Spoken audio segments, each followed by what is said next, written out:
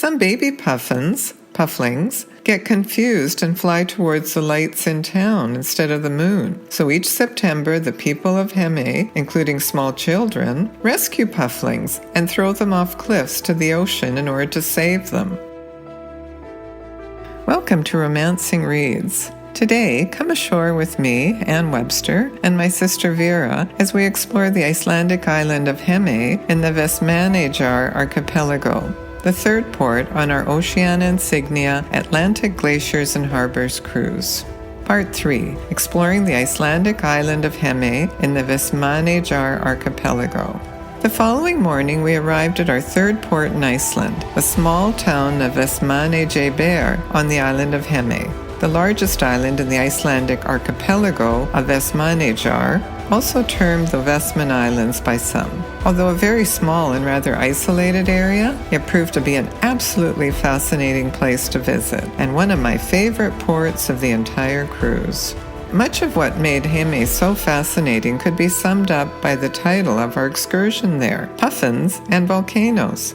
Ever since I had booked this tour, I had been eagerly anticipating it, particularly to see the puffins. Our fabulous guide Ebbe, a multi-generational island local, was so wonderful at showing us many special spots on his island, telling us all about the amazing history, and often throwing in some funny and personal stories as well. Ebbe first took us to see the lovely Eldfell Valley, where the largest outdoor festival in Iceland is held annually. There's a beautiful golf course, and from which you can see Elephant Rock, a natural rock formation resembling an elephant's head with its trunk in the water.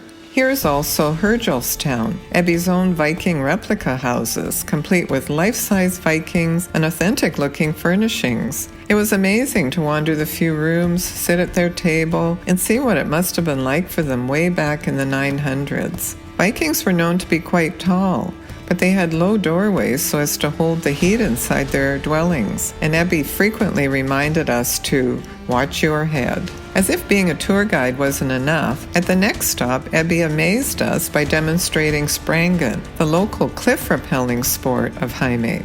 At an extremely steep rock face, he nimbly climbed up, grabbed the rope hanging there. Then as we held our collective breaths, he swung from side to side, each time landing effortlessly where there didn't even seem to be room for a foothold. This sport is useful for the locals when collecting abandoned puffin eggs, which are then hatched and set free.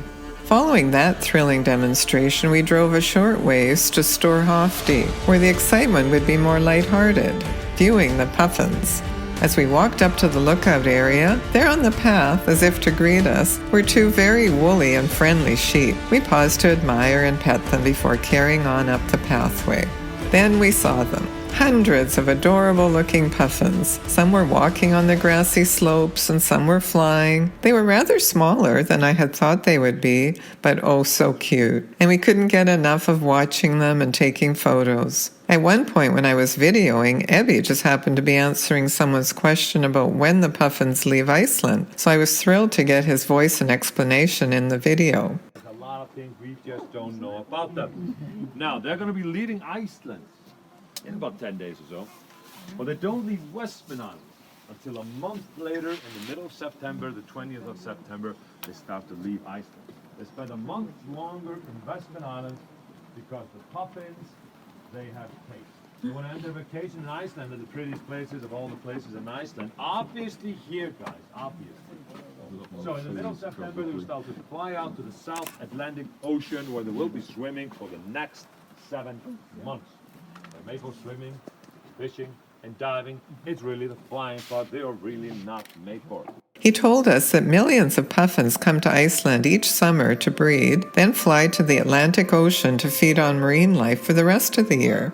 Some baby pufflings, get confused and fly towards the lights in town instead of the moon. So each September, the people of Heimaey, including small children, rescue pufflings and throw them off cliffs to the ocean in order to save them. We learned that puffins only lay 1 egg each year, they mate for life, and some have lived to be 42 years old. Eventually, we reluctantly had to tear ourselves away from the cute little puffins and say goodbye to them. Before leaving Storhofdi near the Puffins lookout, We paused to take pictures at what is known as the windiest place on Earth. On this day, there was not much wind, but apparently it is often extremely windy, and it has also set records for the lowest air pressure in Europe. Then, Ebby drove the bus up a narrow lava sand road to our final exciting stop, the Eldfell volcano crater.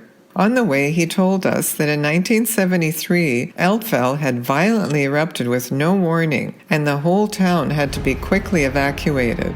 The molten lava would have wiped out the whole town, but in an ingenious idea, the people of Heimaey tirelessly pumped cold seawater on the lava for months and ultimately saved the harbor and part of the town.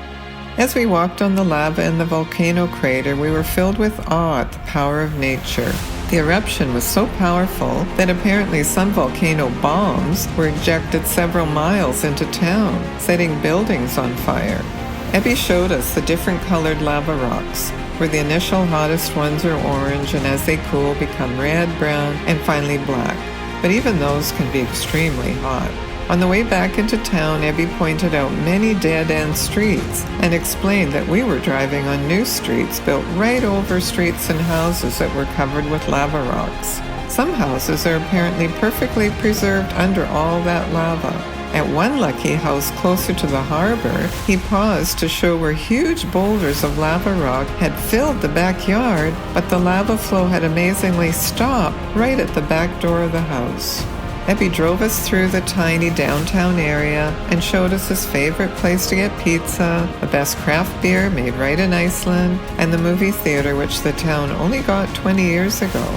The entire tour had far exceeded my expectations, and as we strolled through town on Heimaey's few streets, we pondered and exclaimed over what we had seen and learned. Tips and recommendations for exploring Heimaey. I highly recommend the Puffins and Volcano tour with the company Asia Tours. Ebby Balderson is the owner and tour guide, and it was easy to contact him and book the tour online.